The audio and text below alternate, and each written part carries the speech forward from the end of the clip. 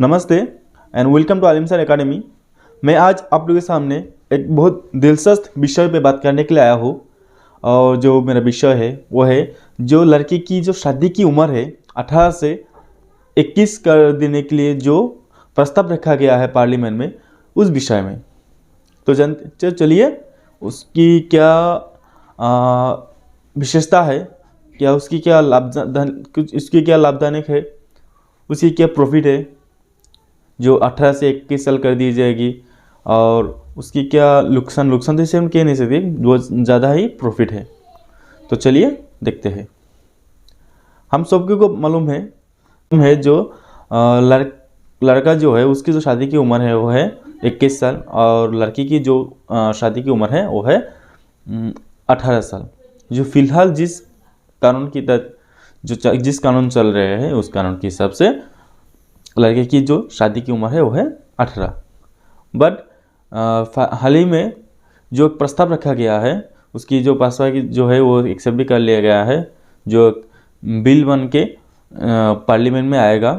तो उस बारे में आप लोग इतना जानते हैं, कुछ कानून बनाना है तो क्या करना चाहिए, पहले वो उस चीज़ को जैसे कि एक कानून बनाना है, कुछ एक्ट बनाना है, तो सबसे पहले क्या होगा, एक बिल होगा, प्रस्ताव रखा दिया जाएगा लोकसभा में, बस उस बिल को पास किया जाएगा। उस बिल को बहुमत के हिसाब से उसे राज्यसभा में पास किया जाएगा, और अगर वो राज्यसभा में डिबेट होने के बाद भी वो पास हो जाता है तो प्रेसिडेंट उस पर अपने शक्कर है जो अपने सिग्नेचर है वो मार देता है, बाद में वो जो बिल है वो बन जाता है एक्ट। तो उसी हिसाब से जो फिलहाल जिस एक्ट चल रहे हैं उस एक्ट के हिसाब से जो लड़की की जो शादी की उम्र है वो है 18। तो आप क्या बात कर रहे हैं, सेंट्रल गवर्नमेंट के जो उसकी जो लड़की की जो शादी की उम्र है वो 18 से बढ़ा के 21 कर देना चाहते हैं। तो इस विषय में मैं तो पॉजिटिव भी रहूँगा। एक बहुत ऐतिहासिक निर्णय है, लेकिन तो बहुत हमारे जो समाज है उसको एक नई दिशा मिलेगी।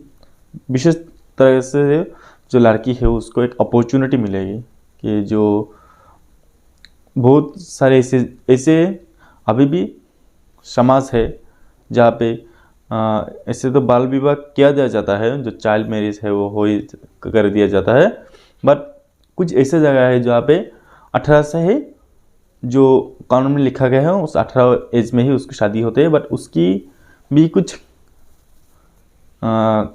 गलतियाँ है, उसकी कुछ फॉल्ट्स है आप कह सकते हैं। जैसे कि कुछ ऐसा एक स्टूडेंट है जो गर्ल्स है, जो उसको 18 साल हो गया है, बट उसकी वो जो पढ़ाई में वो बहुत स्मार्ट है। तो उसको क्या है, जब 18 साल होगा तो उसके फैमिली बैकग्राउंड, फैमिली से जो उसको हमेशा फोर्स करते रहेगा शादी कर लो, उम्र चला जा रहा है, 18 हो गया, गवर्नमेंट में नहीं कह रही है 18 साल में शादी हो जाना चाहिए। तो उस एक प्रेशर में वो जो अपनी पढ़ाई है वो पढ़ाई छोड़ना पड़ता है। कुछ कभी कभी ऐसा होता है कि कुछ स्टूडेंट ऐसे भी होती है जो पढ़ाई में बहुत माहिर होते हैं, बट क्या करें, जो उसके घर की जो फोर्स है उसकी आगे वो टिक नहीं पाती और अपनी पढ़ाई बीच में छोड़ देते हैं। क्या पता है कुछ वो जो लड़की पढ़ाई छोड़ रही है वो आगे जाके कुछ अच्छा से साइंटिस्ट बन सकते थे, कुछ डॉक्टर बन सकते थे, तो वो अपनी पढ़ाई को बीच में ही छोड़ देते हैं घर वाले की जो फोर्स है इसके कारण। तो इससे कुछ समाज में भी कुछ ऐसा होते हैं जो आज भी हमारे समाज में होते हैं कि जो लड़की जो होते हैं उसकी कुछ उम्र ज़्यादा हो जाती है तो सब लोग उसको क्रिटिसाइज कर लेते हैं कि उसकी उम्र ज़्यादा है इस करके उसको बहुत लोग क्रिटिसाइज करते हैं। तो ये सब भी बंद होना चाहिए। तो एक मुद्दा है, एक तरकीब है जो हम इस चीज़ को हम बाईपास करके कह सकते हैं। जो लड़की की मिनिमम एज होगी वो 21 होगी, 18 से बढ़ा दी के उसको 21 कर दिए जाएंगे। तो उसकी और एक हजबत है कि कुछ लड़के ऐसे होते हैं जो पढ़ना चाहते हैं, बट इस 18 की जो एज में शादी के लिए लिखा है तो उसकी सब शादी कर दिया जाता है, वो आगे पढ़ भी नहीं पाते। हाँ, कुछ केसेस तो ऐसे हैं जो शादी के बाद भी पढ़ लेते हैं, पढ़ने के लिए उसको सुविधा मिलते हैं। बट ऐसे केस एकदम रेयर ही होता है जहाँ पे जो ऐसा लड़की को मिलता है। तो हम बात करते हैं अगर समाज में, ये तो हम बात कर लिया कि 18 साल में उसके पहले तो बाल विवाह होती रहती है। हाँ, ये बात ज़रूर है कि बाल विवाह जो होते हो अर्बन एरिया से ज़्यादा रूरल एरिया में होता है।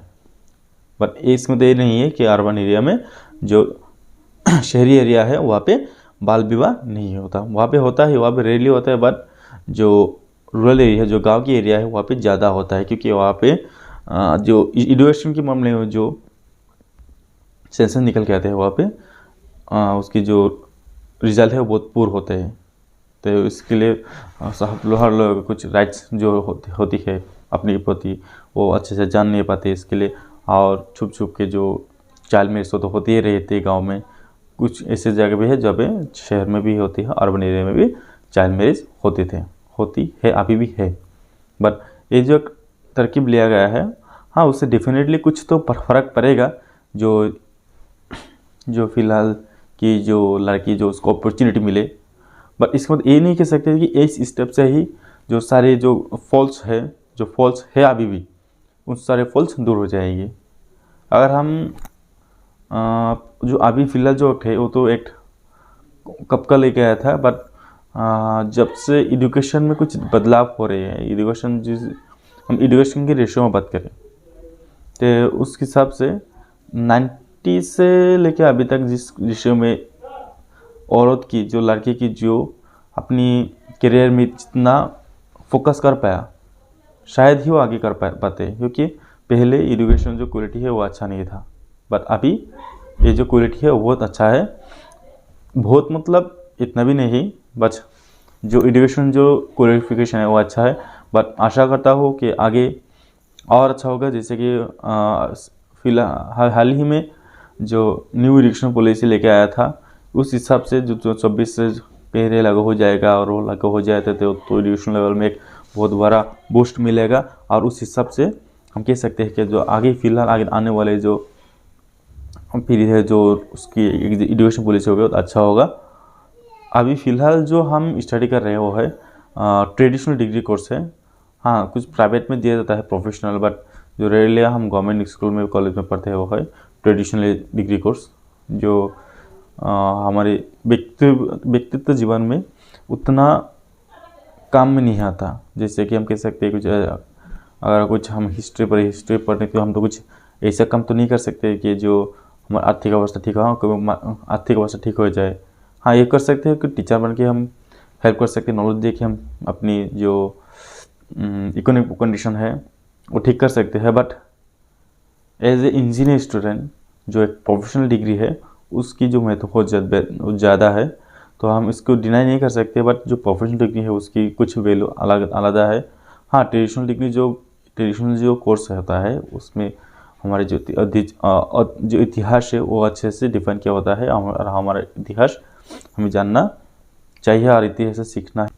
तो मैं यही कहना चाहूँगा, जो सरकार ने जो अभी बिल लेके आया है उस बिल की सख्त ज़रूरत है। एक ऐतिहासिक निर्णय है, बट उसके साथ सिर्फ ये करने से जो लड़की की जो अपॉर्चुनिटी है वो बढ़ जाएगा नहीं।